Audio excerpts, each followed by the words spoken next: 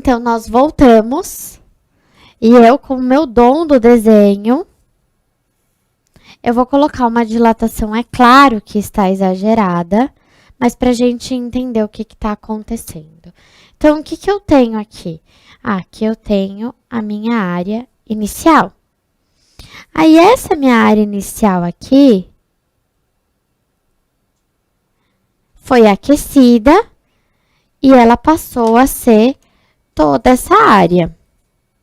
Então, eu vou colocar assim, olha. Toda a área. Certo? E aí, o que é a variação? Essa parte aqui, que a gente tem, eu vou pintar de verde, vai ser o quanto variou.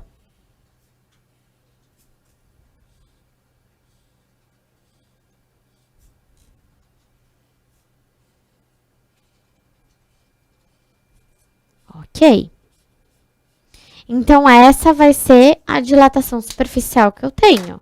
E a gente vai chamar de ΔA, certo? Tem locais que vão aparecer como ΔS. Pode ser ΔS, porque eu posso dizer que a dilatação é superficial, então eu uso S, como eu posso colocar que a dilatação é da área, e aí eu coloco o A, tanto faz, tá? Isso vai da escolha de vocês, sem problema e sem discussão para. E aí, o que a gente tem, então, novamente? A gente tem que a área final é igual à área que eu tinha inicial, mais a área inicial vezes o coeficiente de dilatação superficial. Se vocês se atentarem, eu vou até pegar outra folha. Na linear, eu coloquei alfa, certo? Na superficial, eu vou colocar beta. Então, quem é beta? É o coeficiente de dilatação superficial. E eu já falo sobre a relação que ele tem com o linear, vezes a variação de temperatura. E aqui o que a gente tem que ficar atento, então, se ele vai te dar em Kelvin ou se ele vai te dar em Celsius.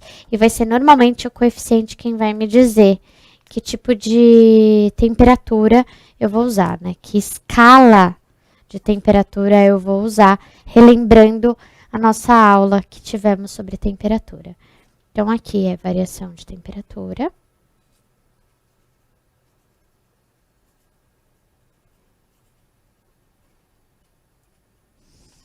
E aqui é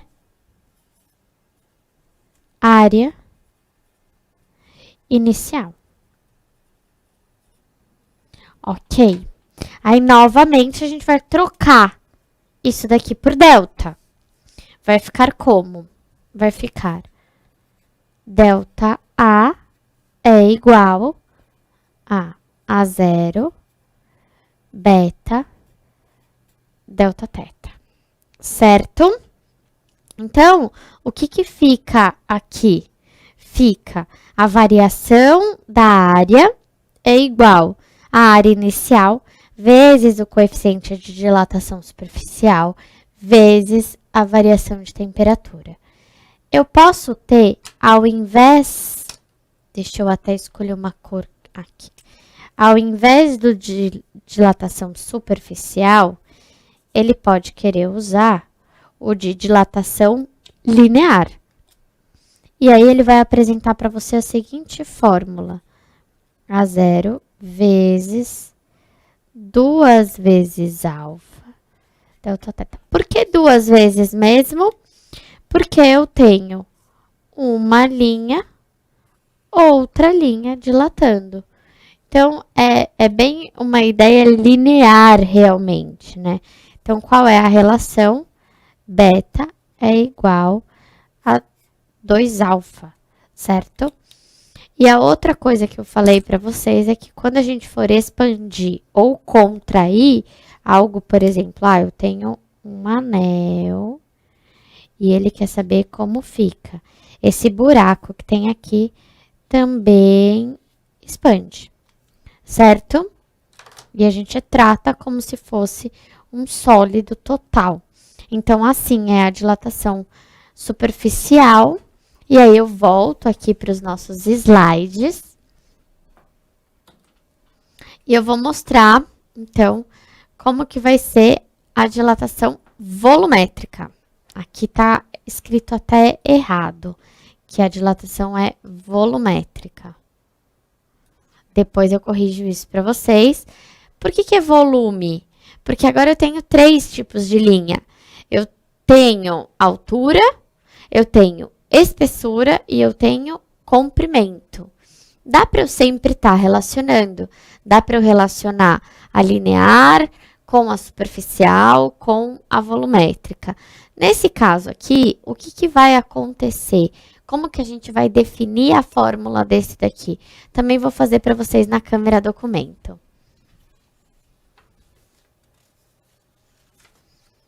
Então, aqui, eu vou treinar um dos desenhos que eu mais gosto de fazer e aposto que vocês também, que é o cubo. E aí, como que é? A gente tem aqui. E aí, quantas linhas são? Eu falei para vocês que a gente vai ter comprimento, vai ter espessura e vai ter altura, né? Então, são 3 linhas? São. Ah, professora, então vai dar para relacionar, assim como a gente relacionou a parte da superfície, a gente relaciona a parte volumétrica? Sim. Da mesma forma que nós relacionamos a linear com a superficial, a gente vai conseguir colocar a da volumétrica. Então, aqui, dilatação volumétrica.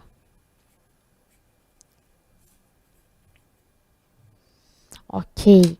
E aí, o que eu tenho aqui? Então, aqui eu tenho o volume inicial. Aqui eu tenho o meu volume final. Quanto ele expandiu?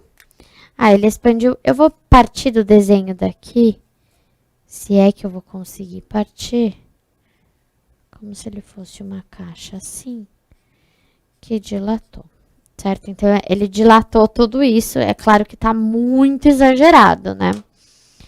E aí, eu sei que todo o restante é minha variação de volume, certo? E aí, como que a gente monta a fórmula? Do mesmo jeito que a gente montou a linear, a gente montou a superficial, a gente vai montar a volumétrica. Então, fica sendo volume final é igual o volume inicial mais V0 vezes gama vezes variação de temperatura. Ah, Alessandra, então não é nem alfa, nem beta? Não. Agora a gente diz que é o coeficiente de dilatação volumétrica. Ok. E aí, eu tenho o que aqui? Então, aqui eu tenho a variação de temperatura.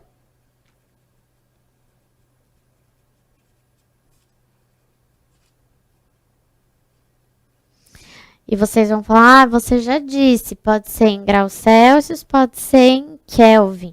Pode. Quem que indica o tipo de variação de temperatura? O nosso coeficiente. Aí eu tenho o meu volume inicial.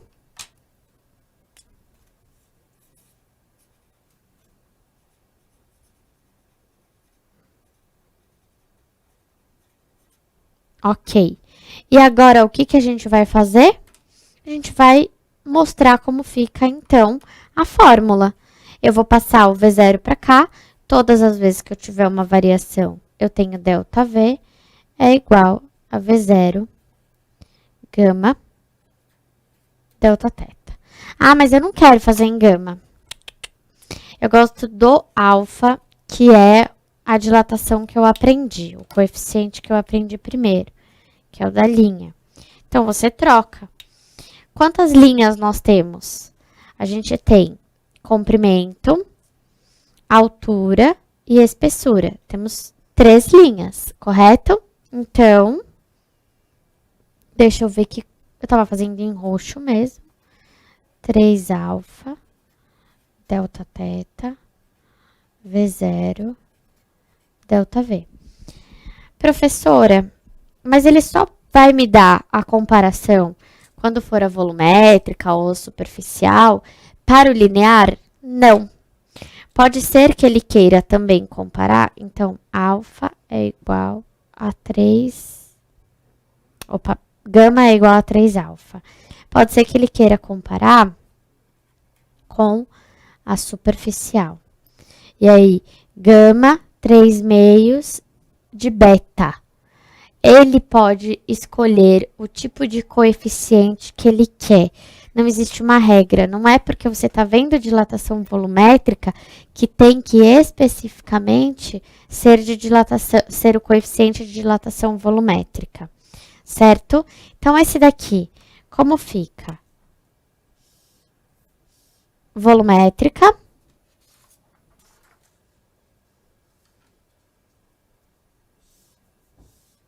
Superficial e linear, certo? E aí, a gente fala assim, nossa, mas eu sei tudo agora de dilatação. Eu entendi muito. E o que que acontece? Vamos pensar num dia básico de São Paulo, assim como um exemplo. Você acorda e tá a menos 3 graus, né? E aí você fala assim, ah, eu vou colocar gasolina no meu carro. E você vai ao posto e vai colocar gasolina no seu carro. Tá menos 3 graus. É sempre bom a gente colocar gasolina quando tá mais frio. Nunca se deve colocar ao meio-dia, em dias quentes. E aí você vai e coloca. E você sai com o seu carro, mas você decide que você vai parar na própria esquina que estava o posto de gasolina, que você acabou de encher seu tanque. E aí você deixa lá seu carro. E claro que meio-dia tá 48 graus em São Paulo, que a gente já está acostumado a isso. O que que acontece? Transborda. Transborda a gasolina? Transborda. Por quê? Porque não é só o frasco que vai sofrer a dilatação. O líquido que está lá dentro também vai sofrer dilatação. E tem mais. Dizem que se é líquido. Então, se tiver calor ou se tiver frio, você compra a gasolina por litro. Você não compra a gasolina por massa.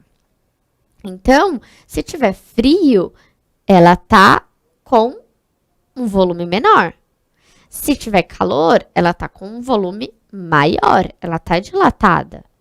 E a gente acabou de ver como funciona a dilatação de um volume, de um líquido. Ela é tridimensional, certo? E aí você tem que calcular. Então, quando você vai pensar que vai ter uma dilatação de algo que tenha um recipiente e que dentro desse recipiente tenha um líquido também, você tem que pensar que existe a dilatação real e a dilatação aparente.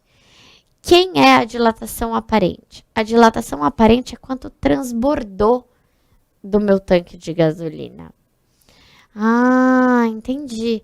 E a outra, e o restante que eu vou somar para tendo as duas, eu ter a dilatação real? É a do frasco.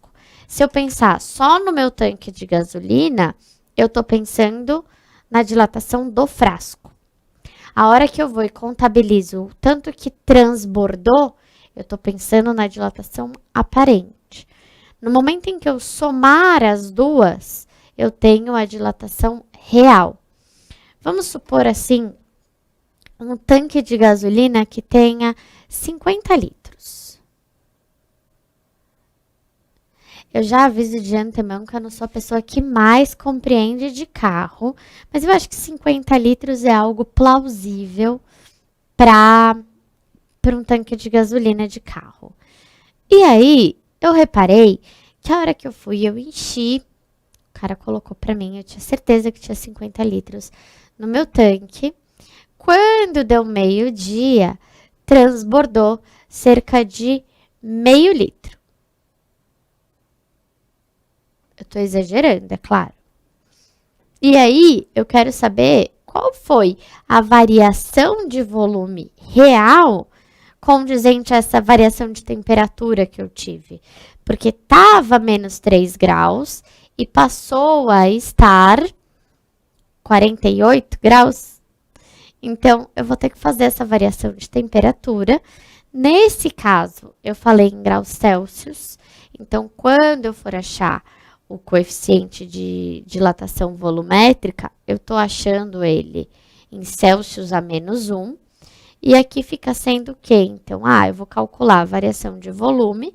E aí eu falo, na realidade era para ter 50, foi para 51 e ainda transbordou meio. Então, na realidade, a dilatação real foi de 51,5.